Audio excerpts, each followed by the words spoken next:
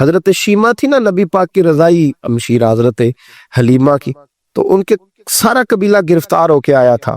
وہ جب آئی ہے نا نبی پاک کے پاس، تو حضرت ابو ہریرہ سے کہنے لگی حضور کو جا کے بس کان میں کہہ دو کہ حلیمہ کی بیٹی ہے. حضرت ابو ہریرہ کہتے ہیں حضور اتنی تیزی سے اٹھے کہ نبی پاک کی چادر بھی منبر پہ رہ گئی. پھر حضور گھر لے گئے، فرمایا فاطمہ اور عائشہ کو بلاؤ، میری بہن آئی ہے. میرے محبوب کریم نے فرمایا تو اگر کہے گی نا تو میں تیرے لیے مدینے میں مکان بنا دوں گا، تو یہیں رہ جا. کہنے لگی نہیں محبوبہ واپس جانا. تو حضور سے کہنے لگی میرا سارا قبیلہ گرفتار ہے، اسے چھوڑ دے. حضرت ابو ہریرہ کہتے ہیں ہر کام حضور نے مشورے سے کیا، پر جب بہن نے کہا نا چھوڑ دے، اور میں کوئی مشورہ نہیں، جیسے تو کہے گی ویسے ہی ہو جائے گا، جیسے تو کہے گی ویسے ہی ہو جائے گا، جس طرح تو چاہے گی. کون اشک شوئی کرے، کون بات سنے گا، کون دکھ کسی کے. پگلی بی بی، پاگل عورت. دیکھے کبھی پاگلوں کو کوئی وقت دیتا؟ وہ پاگلوں کے پاس بیٹھا، میں بڑا مصروف آدمی ہوں، مجھے تو سیاںا بندہ ملنے آئے تو میں کہتا مختصر بات کرنا. ایک پگلی بی بی آئی، پاگل. حضرت انس کہتے ہیں آ کے کھڑی، کہنے یا رسول اللہ مجھے کام ہے. پاگل عورت. تو نبی کریم صلی اللہ تعالی علیہ وسلم نے کہا کیا کام ہے؟ تو اس کے محلے کے لوگ کھڑے ہو گئے، کہنے لگے حضور چھوڑیں، یہ تو دیوانی ہے، ایسے ہی باتیں کرتی رہتی ہے. جناب انس بن مالک فرماتے ہیں حضور ناراض ہوئے، فرمایا تم سے بات کر رہی ہے کہ مجھ سے کر رہی ہے؟ کرنے دو باتیں. کیا بات ہے بتا.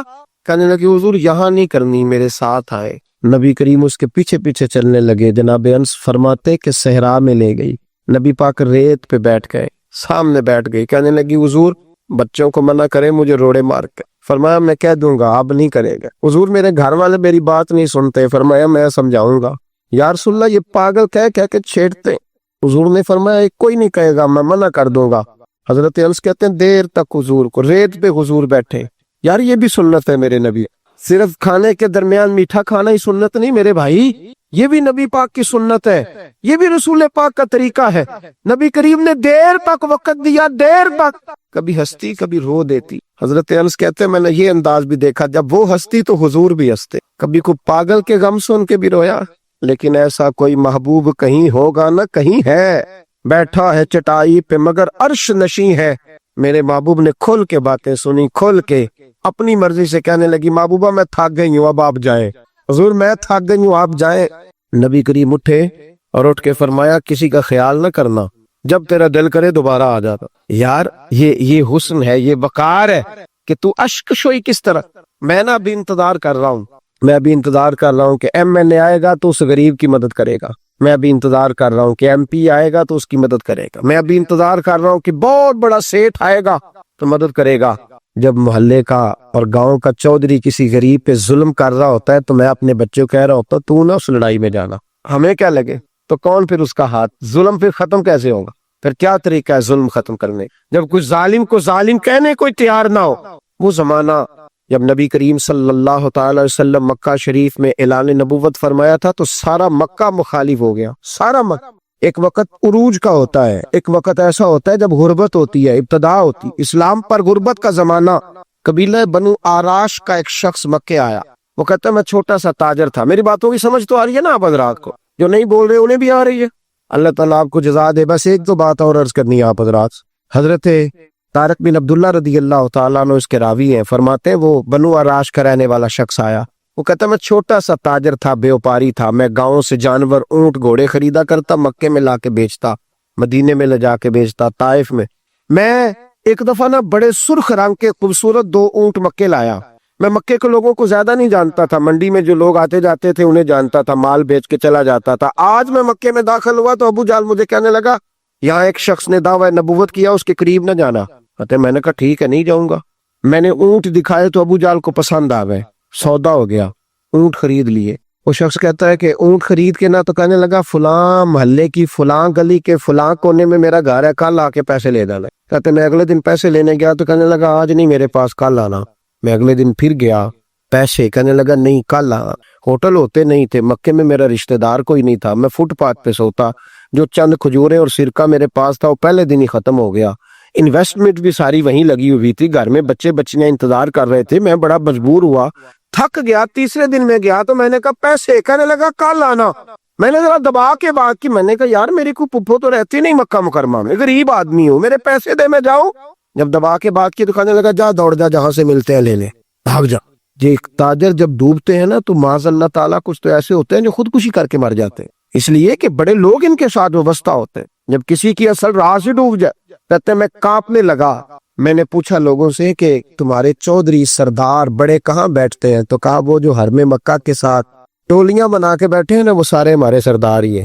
کہتے ہیں میں وہاں گیا، ابو سفیان تھے، ابو لہب تھا، عتبہ، طیبہ، شیبہ، ابو البختری، اخنس بن شریح، سب بیٹھے۔ میں نے جا کے کہا یارو میں بنو عراش کا رہنے والا ہوں، چھوٹا سا تاجر ہوں، 2 اونٹ یہاں لا کے بیچ بیٹھا ہوں تو ایک شخص نے خریدے ہیں، وہ پیسے نہیں دیتا۔ کہتے عتبہ بولا یا ابو سفیان بولا کون ہے جو تیرے پیسے کھا گیا؟ طاقت ہے کسی کی نام لے؟ تو کہتے میں نے کہا اس کا نام ابو جہل ہے۔ جب میں نے یہ کہا نا تو کہنے لگے اوہو وہ تو پیسے نہیں ملتے، تو بڑا غنڈہ ہے، تو بہت بڑے بدماش کے پاس لگتے، وہ تو نہیں پیسے ملنے لگے، کبھی نہیں ملتے۔ فرماتے اب میں کانپا، اب تو میری امیدیں ٹوٹنے لگیں، اب میرے آنسو چھلکنے لگے۔ تو ایک شخص نے نا مذاق کیا، ادھر دیکھیے گا میری طرح، مذاق کیا۔ کہتے ہیں سامنے نا خانہ کعبہ کی دیوار کے ساتھ ٹیک لگا کے رسول پاک تشریف فرما تھے، نبی کریم بیٹھے ہوئے تھے، نبی کریم۔ تو ایک بندے نے معاذ اللہ ثم معاذ اللہ نقل کفر نہ باشد، اس نے نا مذاق کیا، کہنے لگا وہ جو بندہ بیٹھا ہے وہ تیرا مسئلہ حل کر سکتا ہے۔ کہتے اس نے مذاق کیا، باقی ہنسنے لگے۔ مجھے سمجھ نہ آئی کہ بھیجتے بھی ہیں اور مذاق بھی اڑاتے، لیکن ڈوبتے کو تنکے کا سہارا میں حضور علیہ السلام کے قریب پہنچا۔ نبی کریم کچھ وظیفہ پڑھ رہے تھے۔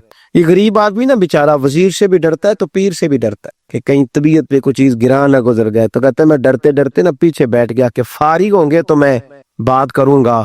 فرماتے میں ابھی پیچھے بیٹھا ہی تھا، پورا بیٹھا بھی نہیں تھا کہ میرے رسول پاک نے میری طرف توجہ فرما، رخ میری طرف پھیرا اور 2 جملے نبی پاک نے کہے تو مجھے یوں لگا جیسے پردیس میں مجھے ماں مل گئی ہو۔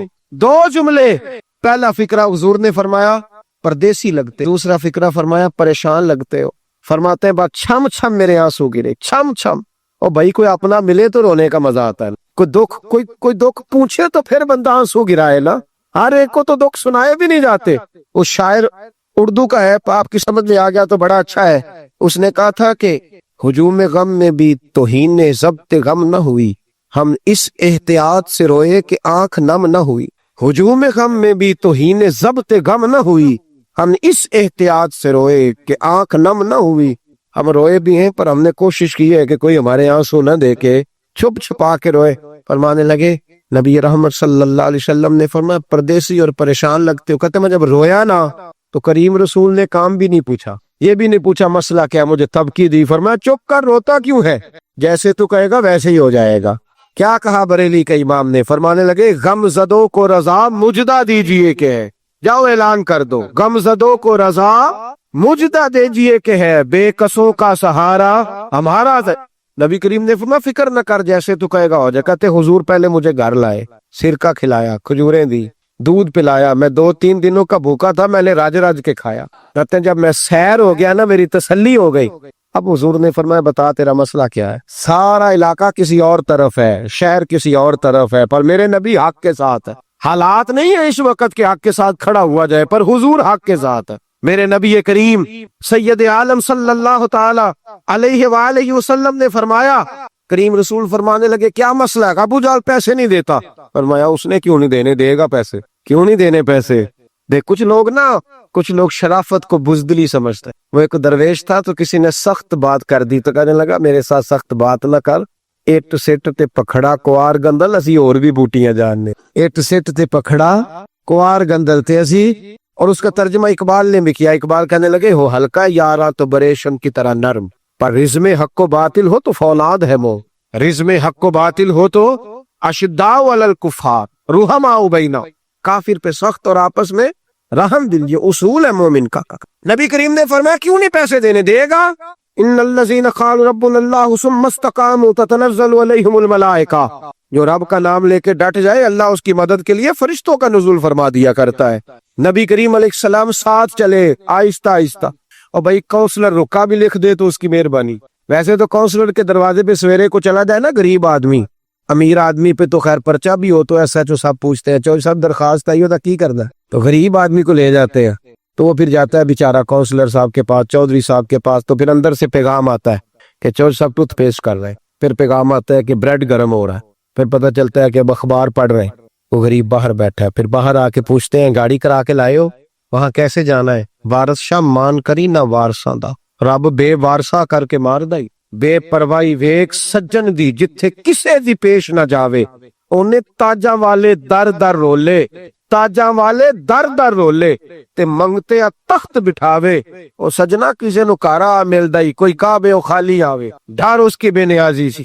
और बड़े बड़े हाजी नमाजी, नाराज ना होना मेरी बात, बड़े बड़े हाजी नमाजी हक की बात करनी होती है तो पीछे हट जाते। एक बाबा बुल्ले शाह साहब की बात ना कर दूं दरमियान में, बाबा साहब ने बड़ा शिकवा किया, कहने लगे आज भी कीती जांदे हो ते लहू भी पीती जांदे हो, ਅੱਜ ਵੀ ਕੀਤੀ ਜਾਂਦੇ ਹੋ ਤੇ ਲਹੂ ਵੀ ਪੀਤੀ ਜਾਂਦੇ ਹੋ, ਖੋ ਕੇ ਮਾਲ ਯਤੀਮਾਂ ਦਾ ਤੇ ਭੇਜ ਮਸੀਤੀ ਜਾਂਦੇ ਹੋ, ਪੱਟ ਦਿਲਾਂ ਦੇ ਸੀਂਦੇ ਨਹੀਂ ਤੇ ਟੋਪੀਆਂ ਸੀਤੀ ਜਾਂਦੇ ਹੋ, ਨਫਸ ਤੇ ਛੁਰੀ ਫੇਰਦੇ ਨਹੀਂ ਤੇ ਦੁੰਬੇ ਕੀਤੀ ਜਾਂਦੇ ਹੋ, ਫਰਜ਼ ਭੁਲਾਈ ਬੈਠੇ ਹੋ ਤੇ ਨਫਲਾਂ ਨੀਤੀ ਜਾਂਦੇ ਹੋ। ਉਹ ਦੱਸੋ ਤੇ ਸਹੀ ਬੁੱਲੇ ਸ਼ਾਹ ਨੂੰ ਇਹ ਕੀ ਕੀਤੀ ਜਾਂਦੇ ਹੋ, ਉਹ ਕੁਝ ਦੱਸੋ ਤੇ ਸਹੀ ਬੁੱਲੇ ਸ਼ਾਹ ایک ہی کی تھی۔ نبی کریم صلی اللہ علیہ وسلم نے فرما دینا کیوں نہیں، ہم حق کے ساتھ، حضور ساتھ چلے۔ تو ایک شخص کہتے ہیں جب گلی میں حضور جا رہے تھے نا تو میرے دل میں خیال آ رہا تھا کہ وہ تو بڑا بدماش ہے اور حضور تو بولتے بھی دھیما دھیما ہے، وہ تو بڑا گنڈا ہے، اور میں 100 باتیں کرتا تو حضور ایک جواب دیتے، نیچی نظروں کی شرم و حیا پر درود، اونچی بینی کی رفعت پہ لاکھوں سلام۔